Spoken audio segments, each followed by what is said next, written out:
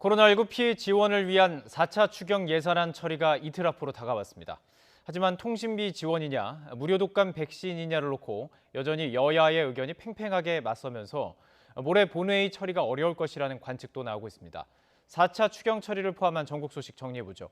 배종호 세한대 교수, 김형준 명지대 교수 모셨습니다. 안녕하십니까? 네, 안녕하세요. 예. 자, 여야가 4차 추경안 심사를 이어가고 있는데 내일 예산안 소위 심의를 이제 앞두고 있습니다. 전 국민 통신비 2만 원 지급이 여전히 논란인데요. 화면 보고 오시죠. 통신비 지금 2만 원 부분은 지금 실효성도 없고 국민들한테 감동도 주지 못하는 것 같습니다. 이런 부분들을 집중해서 취약계층에게 지원될 수 있도록 실제 혜택이 없고 통신사에게만 이득이 간다 하는 일종의 가짜 뉴스죠. 일부에서 불식이 되지 않고 있습니다. 통신비를 가지고 독감 백신에 쓰면 어떠냐 하는 말씀이 있었는데 추가로 다른 조치를 하지 않아도 될 정도로 거의 완벽한 정책이 만들어져 있습니다. 네, 지금 이렇게 목소리를 좀 들어봤습니다. 이 목소리에 담긴 내용들을 보면 좀 쟁점이 정리가 되는 것 같은데요. 2만 원 통신비 지급 선심성이냐 이런 거 가지고 좀 부딪히는 거죠. 보통 이제 정책이라는 건 몇 가지 차원을 가지고 평가를 하는데요. 가장 큰 거는 효과성에 대한 문제가 있고요. 예. 두 번째는 실현 가능성에 대한 문제. 그리고 마지막으로는 국민적 공감대가 있느냐라는 크게 세 가지를 가지고 이제 평가를 하죠. 근데 지금 통신비 2만 원에 대해서 실효성 문제를 이제 야권이 제기하고 있는 거고요. 네. 그리고 지금 야당은 그 대신에 무료 독감 백신을 하는 거 어떻겠냐 얘기했는데 그건 실제로 현실 가능성이 거의 없습니다. 그러니까 그거는 의료계라든지 그렇죠. 아니면 예. 전문성이 최소한도 약 3 내지 4개월 정도의 준비가 필요한데 부족하니까요. 예, 지금 너무 자체가. 짧기 때문에 그런 면에서 봤을 때 문제 제기가 분명히 서로 충돌되고 있는데 이게 결국 국회라는 거는 대화를 통해서 풀어가야 되지 않나 생각을 합니다. 예. 그래서 그 2만 원이라는 것 자체가 통신비 2만 원을 지급했던 이유가 이제 여권에서 하는 이야기는 이것을 통신비로 지급하는 데 들어가는 비용이 적다는 거예요. 그러니까 다른 식으로 그걸 지급하다 보면 비용이 더 많이 들어간다라는 주장이 하더라고요. 이 문제는 뭐 교수님께서 잘 정리해 주셨지만 좀 예. 큰 그림에서 봐야 돼요. 네. 큰 그림이라는 것이 이제 선별 지원이냐 보편 지원이냐 이 문제거든요. 아시겠지만은 1차 재난지원금 문제 때도 이 문제를 가지고 굉장히 사회적인 논란이 있었지 않습니까? 그래서 당초에는 선별 지원 문제를 했지만은 형평성이 문제가 되니까 전 국민, 전 가구에 지원을 하는 것으로 최종 결론이 났지 않습니까? 물론 동시에 신속하게 지급을 해야 된다는 적시성도 문제가 됐어요. 네네. 그렇지만 이제 이번 같은 경우는 상당히 재원이 좀 한정돼 있다. 왜냐하면 3차, 4차 지원도 해야 될 가능성이 있지 않습니까? 코로나19가 장기화되면은 그래서 선별 지원으로 하다 보니까 또다시 이제 형평성 문제가 제기가 되는 것 같아요. 그럼 왜 누구는 주고 누구는 안 주느냐? 그러다 보니까 정부 여당 입장에서는 여기에서 제외된 사람들에게 어떻게 최소한의 금액을 가지고 예. 이런 형평성 문제를 해소할 수 있겠는가? 어느 정도. 예. 그러다 보니까 한 4,600만 명 정도가 대상이 되는 거예요. 이 13세 이상 통신비로 통신비 봤을 때. 2만 원 지급하면은 그러니까 거의 이제 전 국민이 대상이 되고 그리고 예산이 대략 한 9,300억 원 정도 되니까 예. 그래서 이 부분을 이제 선택한 것으로 그렇게 해석이 됩니다. 예. 그러니까 지금 배 교수님 말씀에 따르면 선별성과 그 형평성을 어느 정도 이렇게 조화를 시킨 것이라고 지금 어떻게든 판단을 하시는 것 같은데요.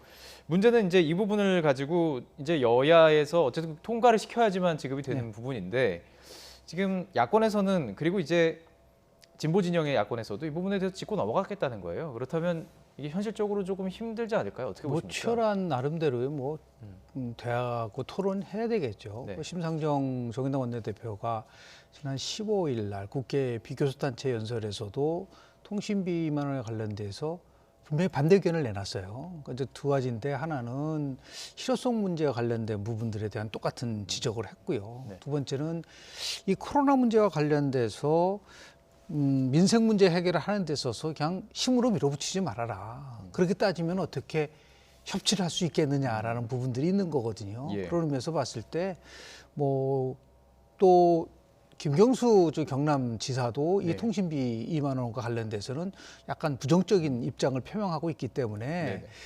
뭐 당연히 이제 국회에서는 다양한 의견이 서로 이제 그 치열하게 토론하는 과정이기 때문에 다만 야당 같은 경우에 만약에 이 문제가 관철되지 않는다고 해서 모든 대화를 막고 그리고 투표에 참여하지 않는 그거는 저는 바람직한 방법은 아니라고 봅니다. 네네. 더 나아가서 여당도 이렇게 많은 국민들 또 민생 또 여론조사를 해보면은 나름대로 그 통신비 2만 원에 관련돼서는 네. 부정적인 변화가 훨씬 더 많이 나와요. 높게 예, 그래서 나타났죠. 예. 그런 거를 종합적으로 검토를 한다고 한다면 네네. 어떻게 이제 그 현명하게 대안을 찾아갈 것이냐에 대한 부분들 서로가 심겨루기를 하지 말고 예. 조금이라도 좀 중지를 모아야 되지 않나 생각을 좀 합니다. 그런데 이게 참 이 사안이 되게 민감한 게 뭐 여당 입장에서는 단독 처리를 하기에도 좀 부담스럽습니다. 말씀하신 것처럼 협치를 해야 되는 입장에서 또 야당 입장에서도 이것을 무조건 거부하면 추석 전에 지급이 어려워져요. 그러면 민심이 지금 추석 전에 지금 이 정도는 받아야 하는데 이 부분에 대한 부담도 크거든요. 어떻게 이걸 좀 민감한 사안 풀어나갈 수 있을까요? 지금 이제 예. 코로나19의 감염은 누구에게나 똑같지만은 그 코로나19의 위기가 오는 강도는 상당히 다르거든요. 네. 즉 사회적 약자들은 지금 현재 생존 자체가 흔들리는 그런 상황 아니겠습니까? 알다시피 뭐 소규모 영세 자영업자라든지 소상공인이라든지 그리고 비정규직 고용 근로자라든지 특수고용직 근로자 이런 사람들은 굉장히 지금 생계 자체가 힘든 이런 상황인데 그렇게 따진다면은 추석 전에 시급하게 지급해야 될 적시성이 있는 거예요. 예. 그런데 정치권이 여야 합의가 안 돼서 이 부분이 추석 전에 지급이 안 된다. 그러면 이제 정치권이 여야 구별 없이 모두 다 비난을 받을 수밖에 없는 그런 상황이죠. 그러면 이제 과연 이 문제가 여야가 그렇게 한치의 양보 없이 힘겨루기를 해야 되는 그런 상황인가? 예. 그럼 그건 아니다는 얘기죠.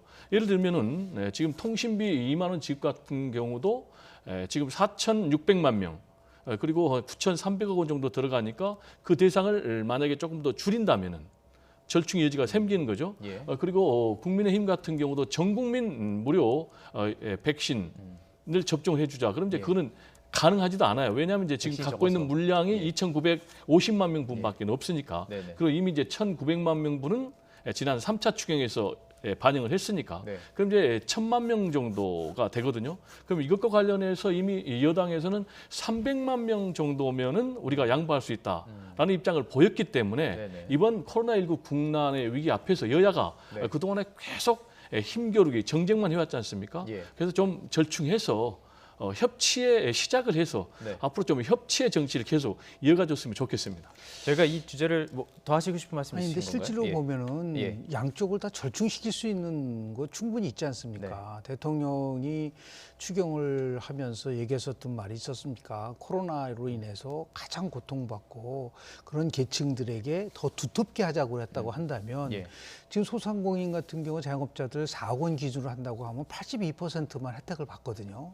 이 혜택의 기준을 더 넓히면 되는 넓히다. 거죠. 일단 넓히고 네네. 그런 지금 이제 국가에서 무료 백신 접종하는 게 1,900만 명으로 돼 있지 않습니까? 예. 지금 우리가 갖고 있는 건 한 3,000만 명이라고 한다면 이 1,900만 명을 뭐 2,200만이라도 늘리고 그렇게 하면 자연스럽게 저런 조정이 될 것 같아요. 예. 나름대로 여당 아니나 야당 아니나 그렇습니다. 절충을 해서 갈 수 있는 부분이 충분히 있기 때문에 예. 어느 한쪽이 뭐 우리 쪽이 옳다라고 해서 밀어붙이기보다는 네네. 나름대로 그게 바로 저는 서로 협치고 예. 그리고 국민들에게 나름대로 충분한 명분이 있을 수 있기 때문에 네네. 얼마든지 저는 조율이 가능하다고 저는 봅니다. 말씀하신 그 두 부분 다 그 여당에서도 충분히 대화를 하겠다는 의지가 있기 때문에 이제 저희가 이 주제를 선정했던 이유가 이제 과거 이제 일주일 전국을 좀 정리하는 시간이기도 네. 하지만 이제 앞으로 월화 이 부분을 좀 주의 깊게 보시면 좋을 것 같아요. 네. 협치를 해서 정말로 어떻게 결론을 내리는가 이 부분을 좀 시청자 여러분들께서 주의 깊게 보셨으면 좋겠고요. 이제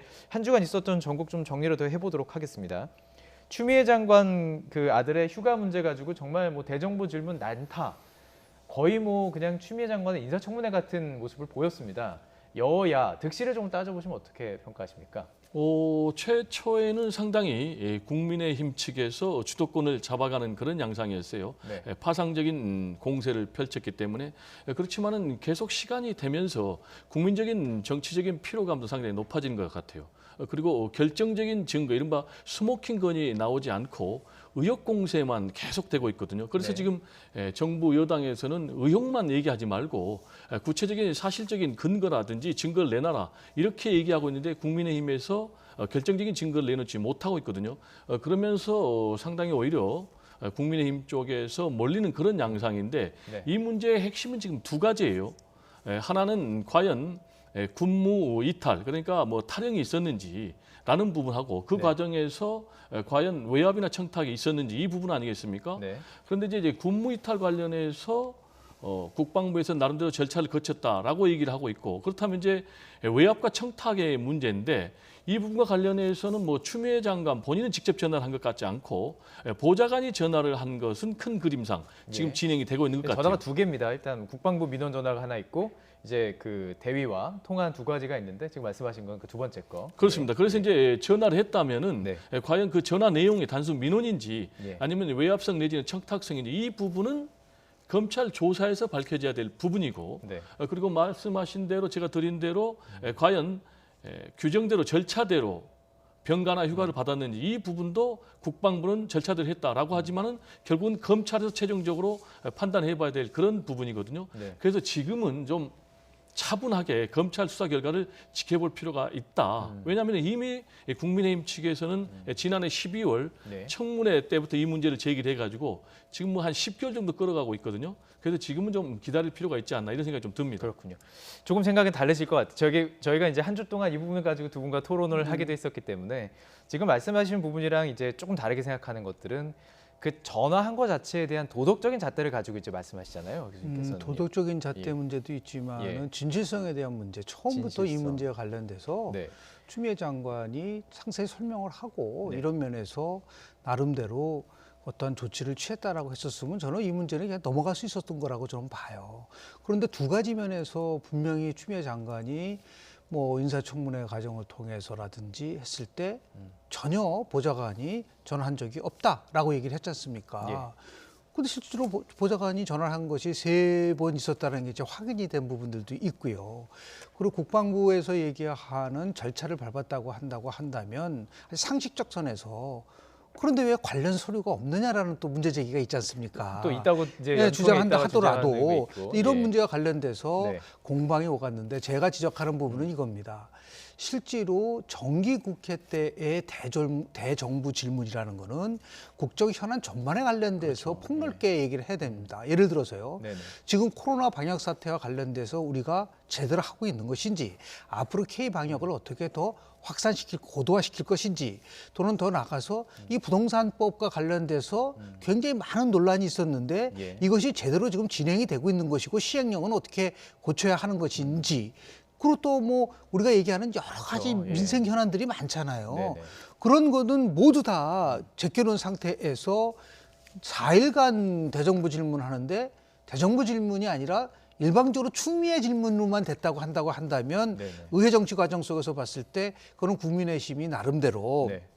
전략적으로 실책을 한 부분들도 있어요. 예. 그리고 이 부분에 대해서는 국민의힘이 뭐 실체적 증거를, 결정적 증거를 제시하라고 여당이 이야기하는데, 아니 어떻게 검찰이 아닌데 결정적 근거를 제시할 수 있나요? 그러니까 예. 좀 나름대로 이 민생의 현안도 다루면서 예. 아주 굉장히 필요하다고 한다면 뭐 청문회 부분을 어떻게 할 것인지, 예. 아니면 긴급 현안 제도를 어떻게 활용할 것인지, 예. 뭐 등등에 관련된 부분들을 같이 움직였어야 되는데 16명의 질문자가 나와서 14명이 전부 다 이 추미애 장관과 관련된 얘기를 하다 보니까, 그리고 또 계속 반복적으로 얘기를 하다 보니까 예. 그런 면에서 봤을 때 상당히 국민들 입장에서 봤을 때 이제 피로감이란 부분들도 있지만 굉장히 어려운 접근밖에 없다. 이거는 핵심은 뭐냐면 검찰이 왜 8개월 동안 이 부분에 대해서 수사를 하지 않았느냐라는 것이 더 중요한 부분이죠. 이건 뭐 검찰이 1차적으로 예.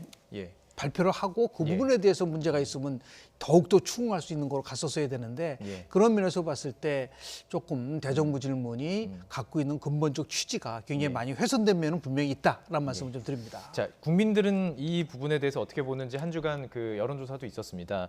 많은 분들 보셨을 텐데요. 다시 한번 정리를 해드리겠습니다. 질문 자체가 추미애 장관이 사퇴를 해야 하느냐라는 질문입니다.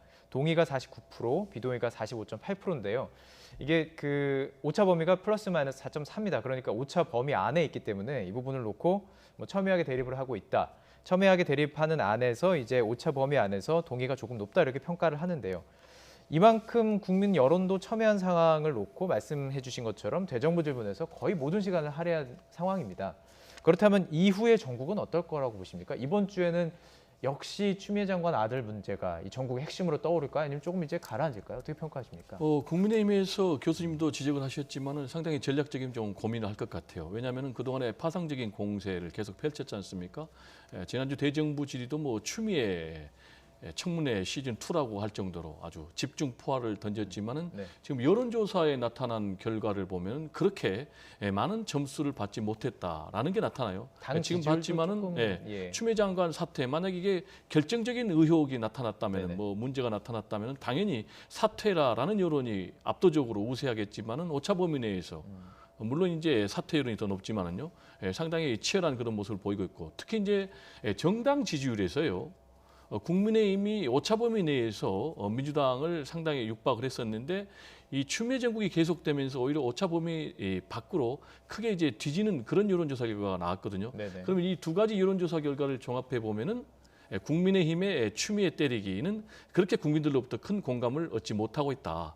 그럼 이제 국민들은 왜 그렇게 크게 공감을 하지 못하는 것일까라는 것과 관련해서 지금 코로나19 국난의 위기 상황 아니겠습니까? 예. 그래서 이런 위기 상황에서 국민들은 여야가 제발 좀 정쟁이라든지 이런 거 좀 중단하고 예. 코로나 방역이라든지 민생이라든지 경제 살리기 이런 부분에 좀 신경을 써달라라는 그런 의견이 좀 이런 여론조사에 나타나지 않았는가. 그리고 좀 여야가 정말로 국민들을 주권자라고 생각하면은 겸손하게 주권자 국민의 민생을 돌보는 예. 그런 정치를 좀 할 때가 지금이 아닌가 이런 생각이 예. 좀 듭니다. 예. 지금 뭐 여론조사 결과를 가지고 분석을 해주셨기 때문에 뭐 두 분 다 전문가시니까 김 교수님께서 여론조사라는 거는 이제 어떤 방식을 사용하고 어떤 시점에 어떤 설문 방식을 하냐에 따라서 어떤 굉장히 질문을 달라지는 거예요. 그렇죠.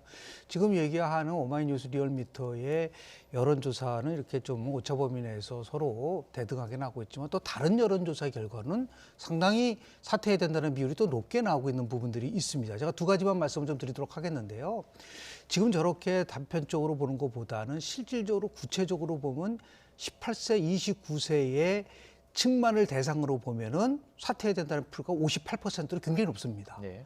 그리고 지금 이제 이것도 결국은 진보와 보수의 또 진영의 논리에서 싸우다 보면은 자연스럽게 중도 진영에서는 이 부분을 어떻게 보느냐는 것이 더 객관적일 수도 중도. 있어요. 예. 중도 진영에서도 58% 정도가 사퇴해야 된다는 비율이 높다는 높게? 겁니다. 예. 그래서 예. 이것을 단편적으로 이렇기 때문에 뭐 국민의힘이 이 부분에 대해서 공격한 것은 네. 별로 효과가 없었다. 그런 식으로 만약에 지금 그 여당이 예. 접근을 하려고 한다면 그거는 잘못된 접근이라고 봅니다. 예. 다시 얘기해서 이거는 정부의 도덕성과 관련된 문제이기 때문에 그것을 어떻게 하든 간에 정부로서는 뭐 공정, 뭐 정의 얼마나 많이 얘기를 했었지 않습니까? 그런 부분에 대해서 하고 그리고 실제로 보면은 국민들이 평가를 하는 거는요 내용도 중요하지만 어떠한 현안이 발생됐을 때 그것을 처리하는 태도에 대해서 굉장히 많은 평가를 하는 거예요. 네. 그런데 지금 추미애 장관이 대국민들을 상대로 한 또는 대정부 질문 쪽에서 보여준 그런 답변 태도는 예. 국민들이 물어보는 거지 야당 국회의원이 물어보는 게 아닙니다. 그런 면에서 봤을 때 굉장히 부적절한 면도 많이 노출됐다라는 것을 안다고 한다면 이 부분에 대해서 어떻게든 간에 좀 사과는 아니더라 하더라도 겸손하게 국민들에게 나름대로 설득하는 부분들도 가져야 되는데 너무 지나치게 감정적으로 가져가는 부분들은 저는 절제를 해야 될 필요가 있지 않을까라는 생각을 좀 합니다. 자, 이런 상황에서 내일 이제 문재인 대통령이 추미애 장관을 부릅니다. 그리고 같이 이제 개혁회의, 권력기관 개혁회의를 해요. 여기서 주는 메시지가 분명히 좀 있는 것 같다라는 많은 기사들이 쏟아지고 있습니다. 정면 돌파하겠다라고 이렇게 볼 수 있을까요? 정면 돌파라고 해석이 될 수밖에 없죠. 말씀하신 대로 1년 7개월 만에 네. 국정원 그리고 검찰 그리고 경찰의 이제 개혁 문제에 대해서 회의를 하는데 이 자리에 추미애 법무장관은 참석을 하는데 윤석열 검찰총장은 참석을 하지 않는다고 그래요. 그럼 이제 결국은 이 자리에서 문재인 대통령이 던질 메시지는 중단 없는 국가 권력기관의 개혁을 얘기하는 거 아니겠습니까?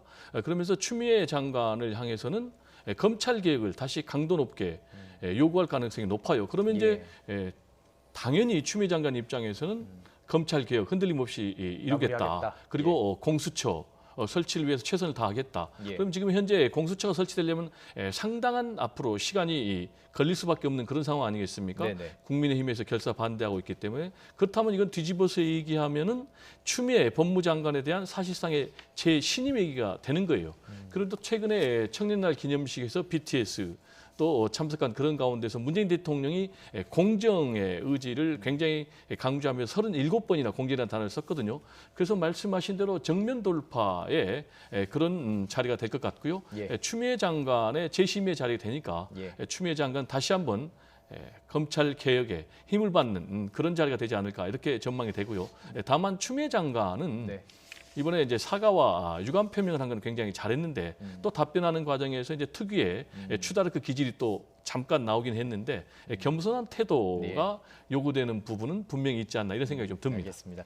내일 이제 권력기관 개혁 전략회의이기 때문에 내일 이후에 이것도 또 전국의 하나의 또 분수령이 되지 않을까 주의 깊게 보면 좋을 것 같습니다. 오늘 이제 남은 시간에 2명의 의원에 대해서 좀 정리를 하고 넘어갈게요. 누군지 아실 것 같은데요. 먼저 김홍걸 민주당 이제 제명이 됐기 때문에 제명이 됐으니까 김홍걸 이제 의원이라고 그냥 불러야 되겠군요. 그렇죠. 예, 김홍걸 의원 어떻게 보셨습니까? 굉장히 신속하고 이례적인 조치인 것 같아요. 네. 물론 이제 윤리감찰단에서 요구를 했는데 소명을 제대로 못했기 때문에 긴급하게 제명을 할 수밖에 없다라는 그런 그 문제 민주당이 이제 그 논평을 했는데요. 네. 그렇다고 한다면은 형평성에 대한 문제를 가지고 봤을 때. 윤미향 의원 같은 경우는 검찰에서 불기소 기소까지 됐는데도 불구하고 그냥 뭐 여하튼 간에 그 취한 거하고 일단 이거 검찰 결과를 보겠다는 거예요. 예. 그런 식으로 따지면은 우리 저 김홍결 그렇죠. 예. 의원도 그 부분에 대해서 결과를 봐야 되는 거 아닌가요? 예. 만약에 똑같은 내용은 우리가 뭐 예를 들어서 부동산 관련된 부분들을 포함해서 대충은 알고 있지만 그 다른 것도 아니고 문재인 대통령이 가장 어려울 때 모든 사람들 국민의당에 가가지고 호남이 지지를 할 때 김홍걸 의원이 적극적으로 문재인 대통령을 지지한 부분이라든지요. 네네. 이런 것들도 다른 것도 아니고 지금 김대중 정신을 계승한다라고 하는 민주당에서 예. 그 민주당에서 제명을 했다라는 것에 대해서 갖고 있는 일종의 그런 의미에서 제가 굉장히 이례적이고 예. 무슨 나름대로 그 꼭 그렇게 해야만 할 수밖에 없는 사정이 있는 거냐라고 하는 합리적 의혹을 예. 제시할 수밖에 없는 부분들이 있습니다. 그래서 이거는 뭐 결국은 뭐 김홍길 의원이 나름대로 어떻게 해명을 할 거예요. 저게 저런 식으로 유야무야 끝날 수는 없을 것 같아요. 네네. 뭔가 나름대로 김홍걸 의원이 그 부분에 대해서 뭐 적극적으로 수용을 한다든지 네. 아니면 또 왜 그런 식으로 해서 그 결정이 나왔는지 그런 과정에 관련된 부분들도 어느 정도는 국민들에게 설명할 수 있는 그런 부분들이 이제 그렇지 않으니까 자꾸만 뭐 꼬리 자르기다 뭐 등등 아주 그 의혹들이 나오고 있기 때문에 네네. 이런 부분에 대해서는 더욱더 민주당이 더 적극적인 나름대로의 해명이 좀 필요하지 않을까 생각을 좀 합니다. 예. 이게 그 부동산 관련된 문제였고 그러다 보니까 이제 아무래도 국민 정서를 의식한 이낙연표 리더십이 아니었을까 이렇게 추측을 하던데요. 어떻게 평가하십니까? 동의합니다. 부동산 문제는 정권의 사활이 걸린 문제이기 때문에 도저히 양보할 수 없는 문제고 그런 측면에서 김홍걸 의원의 처신은 상당히 부적절한 측면들이 많이 있었다. 그래서 이낙연 대표 입장에서도 강력한 쇄신 의지를 보여줄 수밖에 없어요. 제가 볼 때 이제 크게 세 가지 측면의 배경이 있다고 보는데 첫 번째로는 국면 전환의 필요성이 있는 거예요. 아시다시피 제 추미애 정국으로 계속해서 장기화되다 보니까 네네. 국민들 피로감이 쌓였고 또 집권 여당으로서 뭔가 해야 될 일을 못하는 그런 차원이 계속되니까 예. 그래서 강력한 쇄신의 의지를 보여줌으로 인해서 국면 전환을 좀 시키자라는 게 이제 가장 첫 번째 목적인 것 같고요. 예. 그 두 번째는 이제 앵커께서 말씀하신 대로 이낙연식 정치를 한번 보여줘야 되겠다. 지금 이낙연 대표 입장에서는 3월 9일 이전에 물러나야 되지 않습니까? 민주당 당헌 단규에 의해서 그러면 한 6개월 정도 시간밖에 없는데 그 6개월 시간 동안에 이낙연 신임 대표는 무슨 모습을 보여줬는가라는 예. 게 강력하게 남아야 되는데 예. 그래야만이 앞으로 대권 주자로서 탄력을 받는데 그 부분에 있어서 여전히 엄중하고 심중한 모습만으로는 안 되기 때문에 네. 이렇게 읍참마속의 심정으로 DJ의 아들 김홍걸 의원을 제명 처리한 것 아닌가 생각이 되고요. 예. 그리고 이제 세 번째로는 역시 이제 주도권을 잡겠다라는 그런 측면도 있는 것 같아요. 예. 계속해서 국민의힘이 추미애 공세를 나서고 있지만은 지금 이제 조수진 의원 같은 경우에 한 11억 정도 재산이 늘은 부분에 대해서 국민의힘. 축소 의혹 싣고 국민의힘 그리고 이제 또 박덕흠 의원 같은 경우 피감 기관으로부터 뭐 수천억 예, 지금 질문 드리려고 수주를 했는데요. 했다. 말씀해 주시죠. 예. 그런 측면이 있기 때문에 오히려 강력한 쇄신의 기조를 보여줌으로 인해서 예. 정부의 주도권을 잡겠다. 예. 이런 계산들이 종합적으로 담겨 있는 선택이 아닌가 이런 생각이 예, 듭니다. 저희 짧게 이 마지막 주제 박덕흠 의원 얘기를 좀 해봐야 될 것 같습니다. 한 상임위에서 3선 내리하는 것도 참 이례적인데 그 이해충돌 논란이 생긴 거예요. 예. 그래서 뭐 김영란법을 처음에 만들 때는요, 네. 그게 청탁방지법으로 돼 있지만은 김영란 전 대법관도 가장 강조했던 거는 이해충돌 방지와 관련된 부분이었었어요. 예. 자, 그렇다고 한다면 결국은 이것도 본인이 내일 어떠한 이제 그 표명을 할지는 우리가 더 지켜봐야 될 부분들이 좀 있어요. 본인은 이런 경쟁을 통해서 한 것이지 어떠한 나름대로 권력을 이용해서 한 것이 아니다라고 이제 주장을 하고 있기 때문에 네. 이것을 뭐 무조건 어느 쪽이 지금 저는 옳다라고 판단하기는 어려운 부분들은 있습니다. 네네. 그런데 이게 지금 우리 국회가 갖고 있는 가장 취약적성이라는 그런 부분들인 거거든요. 네. 그러니까 예를 들어서 뭐 우리 국토위라든지 정무위라든지 아주 핵심적으로 해당되는 사항 속에서 의원들이 이제 배석되게 되면 이해 충돌의 문제가 자연히 발생될 수밖에 없는 부분들이 있어요. 예. 이것을 어떻게 이제 해결할 것이냐도 21대 국회가 아주 굉장히 신중하게 접근해야 될 부분들도 있고요. 이 기회에 나름대로 이제 법을 더 아주 세세하게 촘촘하게 미국 같은 경우는 어느 정도로 돼 있냐면요. 윤리에 대한 규정이 한 400페이지 정도 되는데요. 어느 정도로 엄격하냐면 의원회관에서는 선거와 관련된 얘기 할 수 없습니다. 아 그래요. 예. 무조건 그거는 의정부에 관련된 것만 해야 될 정도로 예. 그 상당히 촘촘하게 돼 있어요. 예, 예. 이거는 되고 이거는 안 되고. 근데 우리는 너무 굉장히 그러한 그 규정이 좀 느슨합니다. 예. 이런 것들을 이번 기회에 확실하게 이해 충돌이 있을 수 있는 거를 아예 그냥 그 없게 할 수 있는 예. 그런 거를 만들어 갈 수 있는 계기를 어떻게 21대 국회가 만들어가느냐라는 과제를 안고 있지 않나 생각을 좀 합니다. 내일 2시에 기자회견 하겠다고 하더라고요. 그러니까 문제가 없다라는 걸 밝힐 주장을 할 것 같은데 지금 뭐 의혹에 따르면 금액이 너무 큰 거 아닌가요? 그 수주했던 금액과 그러니까 이제 기술 가장 이용. 문제가 교수님께서 말씀하시지만 이해충돌에 해당이 될 가능성이 높은 거예요. 왜냐하면 네. 본인이 국토위하고 운영위에 포함이 돼 있는데 특히 이제 국토위 같은 경우는 본인이 상임위 간사를 했거든요. 네. 그런데 피감 기관으로부터 뭐 무려 1,000억 원대가 넘는 그런 일감을 가족의 명의로 돼 있는 건설회사에서 수주를 했기 때문에 네. 이 부분에 대해서 당연히 의혹을 가질 수밖에 없고요. 그래서 시민단체가 포괄적 뇌물죄로 고발한 그런 상태이기 때문에 그리고 특히 이제 본인이 대한 전문 건설협회 회장할 때 골프장 매입을 200억 원을 더 비싸게 매입을 했다. 그래서 그 부분을 정치 자금으로 썼다라는 의혹과 관련해서 고발이 돼 있거든요. 네네. 그래서 검찰 수사가 불가피하고 예. 그리고 검찰 수사 결과를 지켜봐야 되겠지만은 예. 상당히 국민의힘도 예. 곤혹스러운 상황에 처한 것이 아닌가 이런 생각이 좀 듭니다. 이 부분에 대해서도 김종인 비대위원장이 어떤 리더십을 보일지도 상당히 관심이고요. 오늘 여기까지 정리를 해보도록 하겠습니다. 지난주에 있었던 전국과 이제 바로 내일부터 이어질 여러 가지 이제 사안까지 다 정리가 된 것 같습니다. 네, 배종호 세한대 교수, 김형준 명지대 교수와 함께했습니다. 고맙습니다. 감사합니다.